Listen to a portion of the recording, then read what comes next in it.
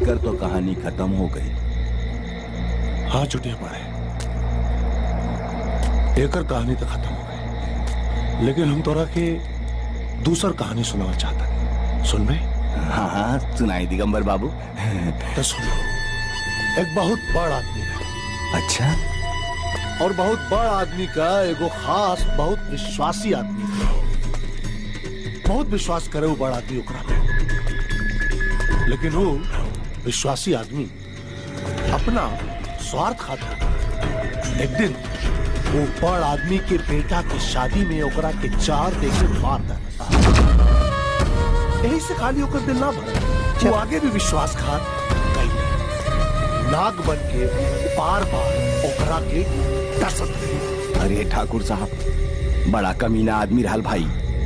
आगे सुन का भी, एक दिन वो बड़ा आदमी के वो विश्वासघाती का सारी असलियत पता चल गई। पता फिर वो बड़ा आदमी का कैलस, अरे ओकरा के मार देलस रे। विश्वासघाती, मेरा बेटा के चार दे के मर ले।